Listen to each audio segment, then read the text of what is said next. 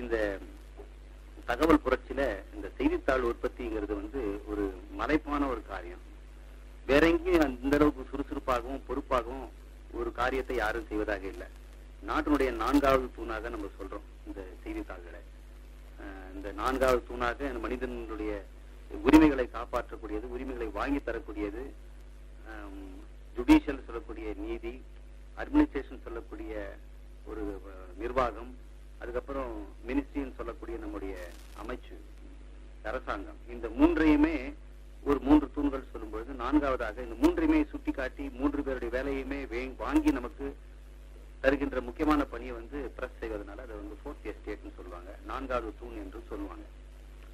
24 மணி நேரத்துக்குள்ள அவங்க வந்து லட்சக்கணக்கான இதழ்களை காப்பி பிரதிகளையும் 20-30 பக்கங்களையும் மல்டி கலர்ல அடிச்சு அவங்க கொடுக்குறாங்க. அதுக்குள்ள எவ்வளவு தகவல் இருக்கும், ஒவ்வொரு தகவலுக்குள்ளேயும் வந்து ஃபேக்சுவல் டீடைல், இந்த நடந்த நிகழ்ச்சி, நேரம், காலம், பேசியவருடைய பேரு, அவருடைய சரியான ஸ்பெல்லிங், ஒவ்வொரு மினிஸ்டருடைய பேரு, அவங்க தப்பா சொன்னோம்னா அது பெரிய சிக்கலா போயிடும். எல்லாமே சட்டபூர்வமா இருக்கக்கூடியது. ரொம்ப ரொம்ப பொறுப்பான ஒண்ணு. எண்ணிக்கை நம்பர் அப்படின்னு சொன்னோம்னாலோ, ஒருத்தருடைய தொலைபேசி எண்ணாக இருந்தாலும், இறந்தவருடைய எண்ணிக்கையா இருந்தாலும் சரி, அவருடைய விலாசமா இருந்தாலும், அவருடைய உற்றாருடைய பெயர்கள், இறந்தவர்களுடைய சம்பந்தமுடையது, அப்புறம் ஒரு பேசிய பிரபலனுடைய பெயர், அவர் ஊரு, அவருக்கு வச்சிருக்க போர்ட்ஃபோலியோ எல்லாமே துல்லியமாக வெரிஃபை பண்ணி அதெல்லாம் செய்வதற்கு பார்க்கும்பொழுது இதனுடைய நிகழ்ச்சி எப்படி ஆரம்பிக்குதுன்னா, எடிட்டர் தான், சீஃப் எடிட்டர் தான் இதுக்கு முக்கியமான பணியை செய்யறாரு. அவரை வந்து ஹோலி கவ் அப்படின்னு சொல்லுவாங்க. அவர் வந்து இன்றைய பணியை வந்து எல்லா ரிப்போர்ட்டரையும் கூப்பிட்டு சொல்றாரு.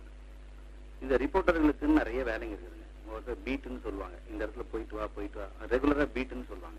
இந்த பீட் ஒர்க் செய்யற ரிப்போர்ட்டர்ஸ் வந்து போலீஸ் ஸ்டேஷன் பக்கத்துல இருக்க போலீஸ் ஸ்டேஷன் விசிட் பண்ணுவாரு, யூனிவர்சிட்டிக்கு போய் பார்ப்பார், பல்கலைக்கழகத்துல இல்ல கோர்ட் வளாகத்துல இருந்து இன்னைக்கு என்ன நிகழ்ச்சிங்கிறது பார்ப்பாரு, ஹாஸ்பிட்டல்ல இருந்தா போய் பார்ப்பாரு. இப்படி ஒவ்வொரு முக்கியமான இடத்துலயும் ஒரு பீட் ரெகுலரா போயிட்டு இன்னைக்கு ஏதாவது குற்றம் நடந்ததா, இன்னைக்கு ஏதாவது களவு நடந்ததா அப்படின்னு கேட்டுக்குவாங்க.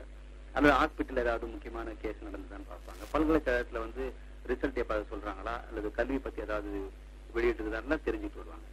இது இல்லாம ஒரு எடிட்டருக்கு வந்து நிறைய இன்விடேஷன்ஸ் வந்திருக்கும் நிகழ்ச்சிகளை சம்பந்தமான.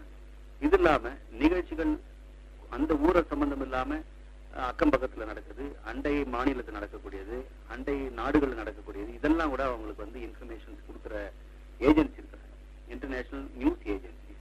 இவங்க வந்து அங்கங்க இருக்கக்கூடிய அந்த ஃபாரின் ரிப்போர்ட்டர் அவங்க கிட்ட செய்தியை வாங்கி அவங்க செய்திகளை வந்து தயார் பண்ணி இன்டர்நெட் மூலம் அவங்க கொடுத்துட்டே இருக்கிறாங்க. இது வந்து இவங்களுக்கு அந்த காலத்துல டெலிபிரிண்டர் முறையில அது பாட்டுன்னு அடிச்சு துப்பிக்கிட்டே இருக்கும் தகவல். அது பாட்டுன்னு வந்து ரிப்பன் கொட்டிக்கிட்டே இருக்கா மாதிரி, டாய்லெட்ல இருந்து உருவணுனாக்கா அந்த பேப்பர் வந்துகிட்டே இருக்கும். அந்த மாதிரி இந்த டெலிபிரிண்டர்ல இருந்து பேப்பர்ல பிரிண்ட் ஆகி வந்துகிட்டே இருக்கும். அந்த எல்லாம் கட் பண்ணி வருவாங்க. அது விளையாட்டு செய்திகள் இருக்கும், அரசியல் செய்திகள் இருக்கும், போர் சம்பந்தமானது இருக்கும், அப்புறம் தங்க விலை வியாபாரம், இது அத்தனையுமே அது வந்துகிட்டே இருக்கும். இது அத்தனையும் எடிட்டருடைய டேபிள் இருந்து வரும். இதெல்லாம் பிரிச்சு அந்தந்த டிபார்ட்மெண்ட் இருக்கக்கூடிய சப் எடிட்டர்களுக்கு கொடுப்பாங்க.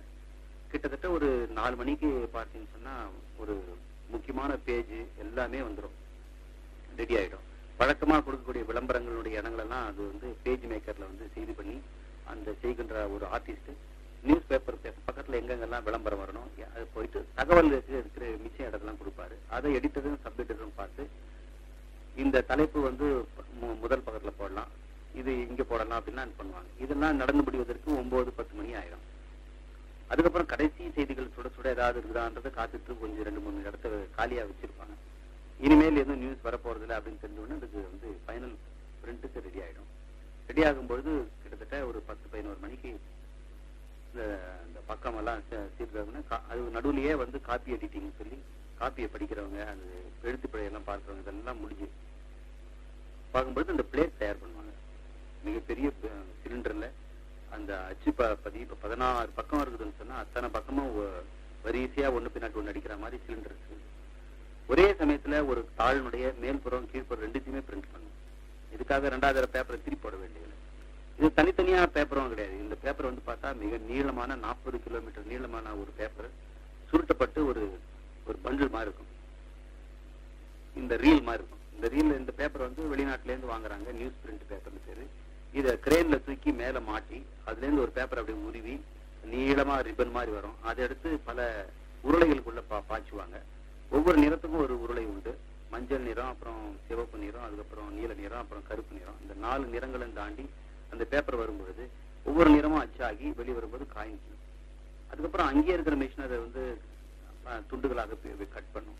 கட் பண்ணோடனே இன்னொரு மிஷின் அதை மடிக்கும். மடிச்சு அதை பண்டில் பண்ணி இன்னொரு மிஷின் பண்ணும். அது அப்புறம் 50-50 பண்டில் பண்ணி அதுக்கு திண்டுக்கல் போக வேண்டியது, அது மதுரை போக வேண்டியதுன்னு பண்டில் இருந்து பிரிச்சு அதில் லாரிகளை அனுப்பிச்சிடுவாங்க. இது வந்து கடைசியில பாத்தீங்கன்னா ஒரு 2 மணி 3 மணிக்கு இது பிரிண்டிங் முடியும். அப்போ 12 மணிக்கு ஆரம்பிச்ச பிரிண்டிங் ஒர்க்கு அதிகாலை 1 மணி 2 மணிக்கு பாருங்க, லட்சக்கணக்கான பிரதி அடிக்கும் போது என்ன வேகத்துல ஓடும் பாருங்க. ரயில் கூட கொஞ்சம் மெல்ல ஓடும். ரயிலை காட்டில வேகமான ஒரு வேகத்துல அந்த உருளைகள் சுத்தி பேப்பரை இழுத்து போகும்.